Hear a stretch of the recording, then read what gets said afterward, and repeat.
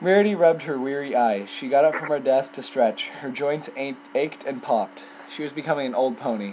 She knew she didn't look it on the outside, but she certainly felt it on the inside. It had gotten dark outside while she had been doing paperwork. It had grown cold in this dusty old cobweb boutique. The boutique, her old safety net. Do you think any of the people that watch this are going to actually talk to us on RuneScape? No. Noobs.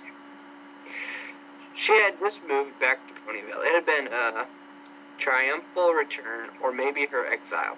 She had formerly run a successful modeling agency in Canterlot, emphasis on past tense. It had gone under. She had a fashion line. That wasn't entirely a bad thing. With the fast-paced... The faced-paced? What kind of word is supposed to that? Face-paced. What the fuck? Yeah, I think you screwed up. Again. With the fast-paced world of Canterlot, even the most successful agencies go under in 4 years. Perhaps 6 if they're lucky. Hers had lasted 15. Her clothes and models had been on every magazine cover all over Equestria. She had been the leading figure in fashion for an entire generation.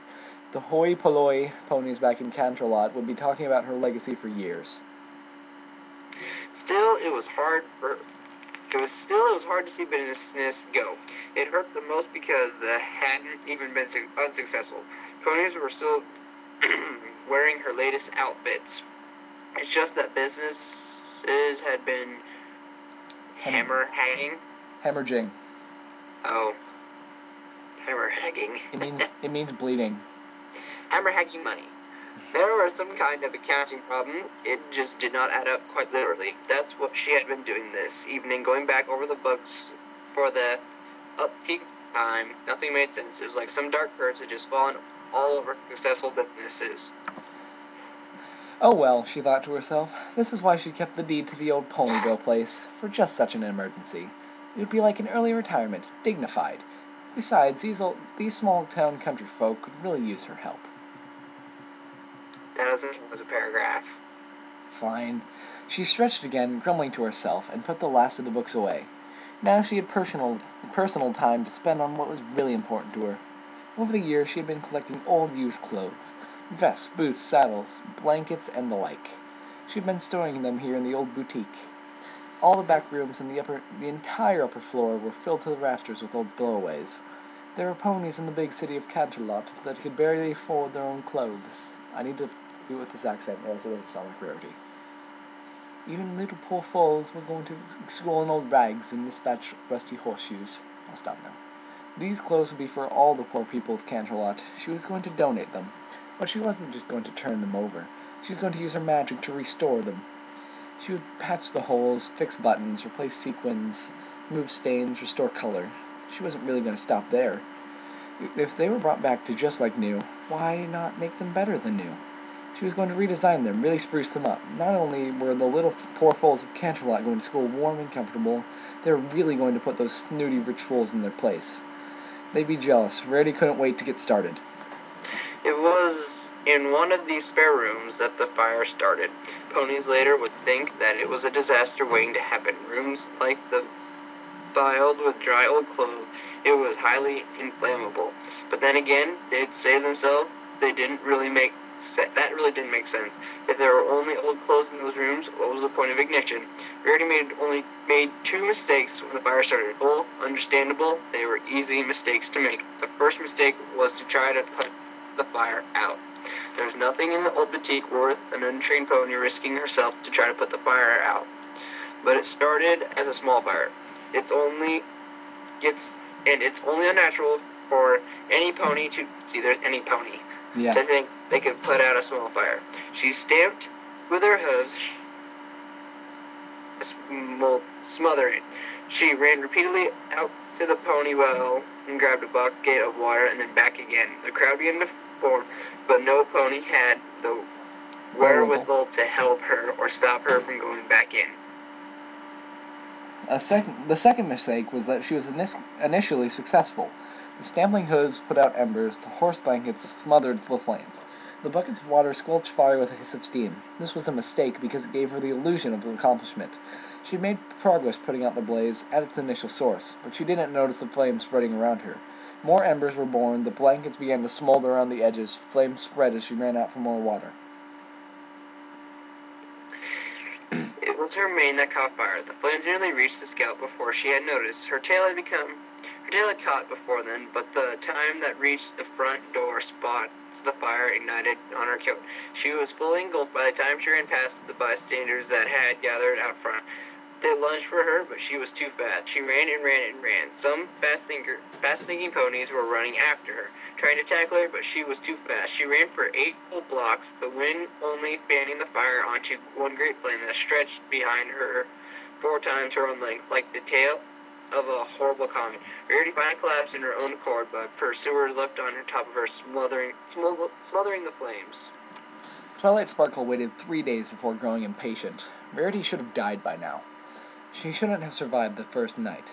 For being the paragon of generosity, Rarity was certainly being stubborn in yielding her element. Twilight decided to pay her a personal visit. Ponyville had its own hospital these days, built next to the site of the old urgent care clinic. Twilight slipped in silently, invisible to the nurses and orderlies and patients and their families. She was more mist now than Pony. This was old magic, but she had become a powerful sorceress. She made her way into the burn ward. There was only one patient there. Other ponies had been burned as they tackled her, but their burns were superficial. They had all gone home the next day. Twilight recuperated herself. The room stunk. It was permeated with the smell of burnt hair. It would take a team of ponies to wash the stench out after Rarity finally expired. As she stepped closer to the stricken mare, she noticed another smell, more disgusting. It was putrescence. Putrescence? Twilight could smell Rarity's infection from afar. I know exactly how Twilight's gonna die now. Rarity. No, I know how Twilight's gonna die. I do. Blood tries to trick a little Spike to breathe fire on Twilight because of this next paragraph, which I read ahead. Twilight over the long years had studied all manners of death and torture. Burns by far were the worst ways to die. It was the only thing that Twilight was still afraid of. The pain of even second-degree burns was horrifying. Third-degree burns all the worst. The pain didn't stop after the fire was extinguished. The pain continued always. Twilight horror honestly did not know how Rarity had survived this, although the infection itself would probably take her by morning. Twilight examined Rarity on the bed. The pony had suffered third-degree burns all over, well over every single square inch that Twilight could see. Some of her was covered in bandages, others exposed to air. There wasn't a single hair over her entire body, or skin for that matter. Her very flesh was exposed. There was charred meat and festering scabs. Even Twilight was taken aback by the monstrosity before her. Rarity stirred. She opened her eyes, those deep blue eyes, and stared directly into Twilight's soul. Twilight hadn't expected that. Twilight had expected gaping, ruined holes where Rarity's eyes had been. Rarity struggled. A gasping, gurgling noise escaped from her throat. Rarity was trying to speak, but she couldn't. Smoke inhalation, Twilight thought, and more burns. She repeated gasps must have charred her vocal cords as badly as the rest of her. Twilight could fix that. She had a simple spell for that. Rarity obviously didn't know it, nor any of the medical unicorns in the hospital, or unicorns in all of Ponyville for that matter. Rarity would be talking now if not for their ignorance. Twilight cast her spell. You, Rarity croaked. Her voice was so broken and ruined despite the magic. I knew it was you all along. For the first year since she had come to Ponyville, Twilight Sparkle felt fear. She panicked. How could Rarity know such her plans? She had been so careful, so precise. She had made everything look natural. Rainbow Dash had been reckless.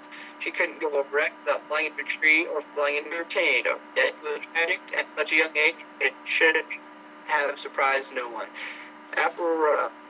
Applejack, whatever. Twilight admitted to herself that it was rare, not unheard of, but rare. Twilight, opposite the pony's fate, was sealed the moment the cakes had You been skipped stumbled.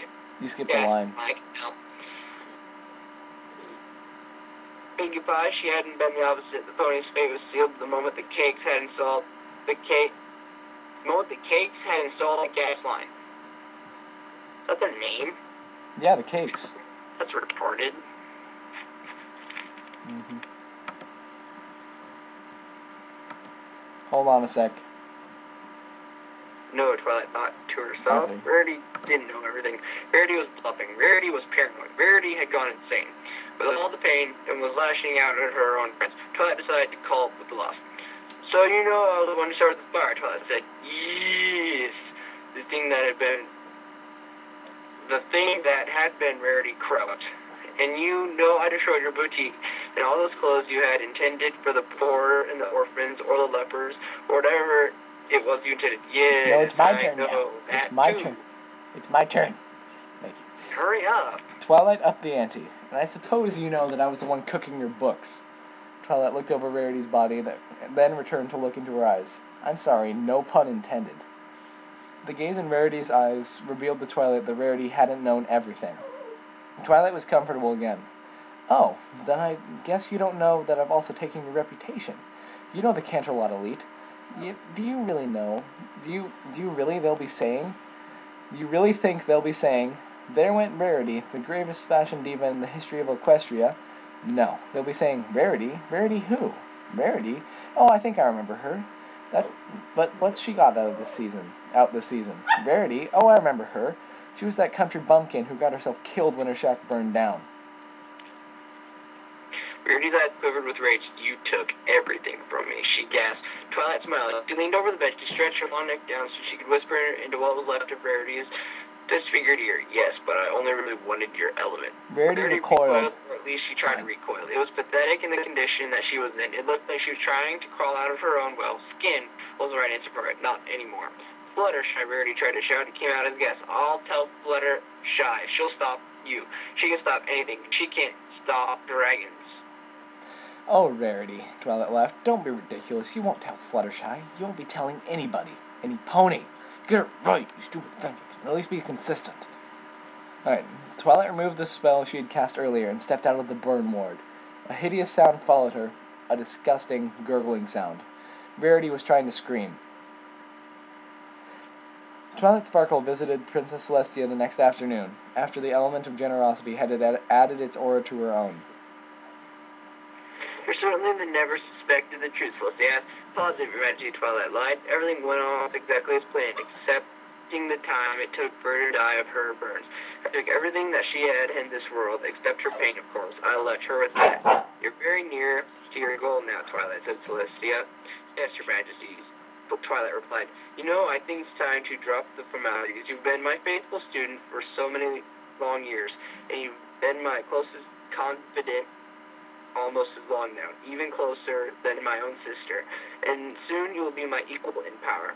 Thank you, Celestia. Twilight rose to her feet. I'm honored. Then one last... I'll let you finish. Thank you. There's one last thing that worries me. Oh? Twilight asked. A minor hurdle in your plan. You took out the two strongest ponies first. That was clever. But the last one, the one that holds the element of kindness, that will require cruelty. Any pony who seeks power can lie and betray. Any pony who seeks power can strike fear in her enemies. But cruelty, that takes a special kind of talent. Even monsters struggle to be cruel. Are you certain you're up to the task? I am, Celestia, Twilight grinned. Cruelty won't be a problem. Nothing can stop me now.